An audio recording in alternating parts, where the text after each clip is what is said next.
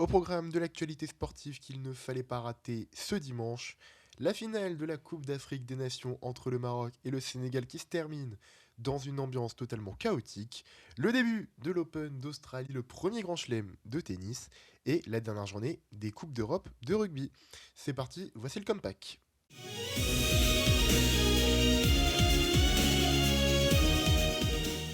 Et en foot, on commence avec évidemment la finale de la Coupe d'Afrique des Nations, finale totalement chaotique, remportée par le Sénégal après prolongation.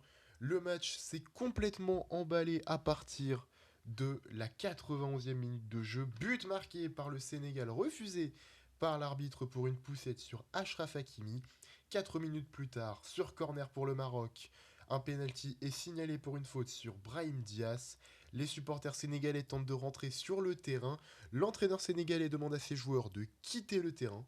Mais Sadio Mané ramène ses coéquipiers pour terminer la rencontre. Le pénalty est tiré par Brahim Diaz qui tente une panenka et qui le rate totalement.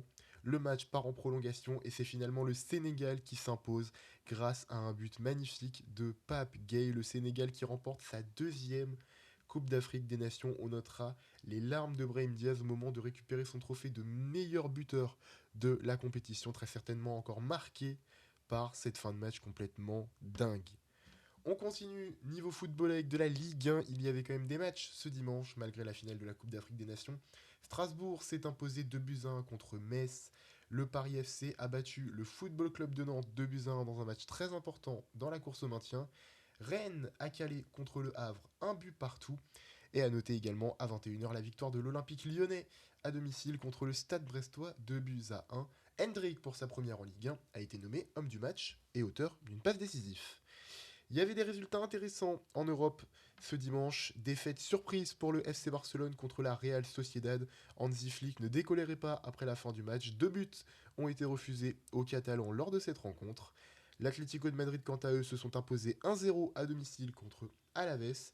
A noter également quelques résultats en Italie avec les victoires de la Roma contre le Torino 2-0 et les victoires de l'AC Milan 1-0 contre Lecce.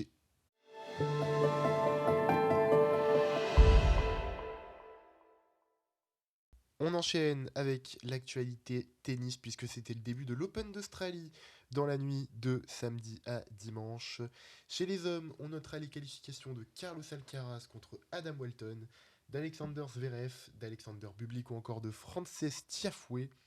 Chez les Français du côté messieurs, à noter la qualification de Corentin Moutet contre Tristan Schoolkate en 3-7, match très solide de Corentin Moutet. En revanche, résultat plus compliqué pour Benjamin Bonzi qui s'incline contre Cameron Norrie et de Kyrian Jacquet qui nous aura fait croire à la remontada après avoir été mené 2-7-0.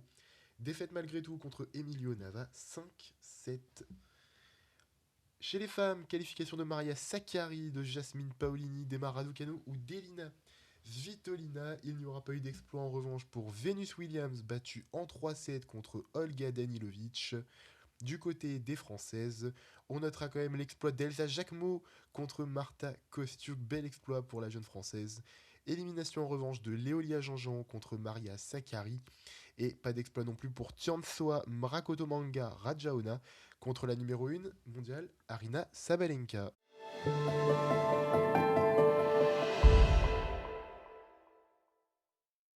Et on termine ce comeback avec les résultats de la dernière journée de phase de poule dans les Coupes d'Europe de rugby en Champions Cup. Le Stade Rochelais a été éliminé à la dernière minute de son match contre les Harlequins.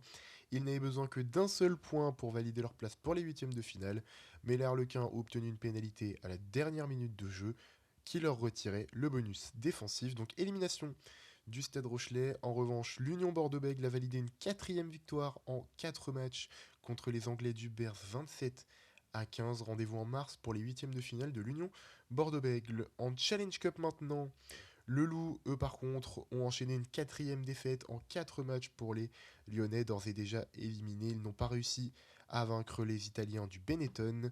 Défaite 38-19 pour le Loup qui devra faire mieux en championnat.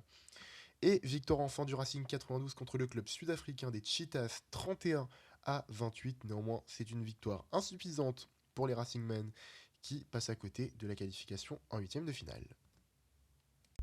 Le Compact, c'est maintenant terminé. Je vous donne rendez-vous dès demain pour l'actualité du lundi 19 janvier et je vous souhaite une excellente fin de journée. Salut à tous.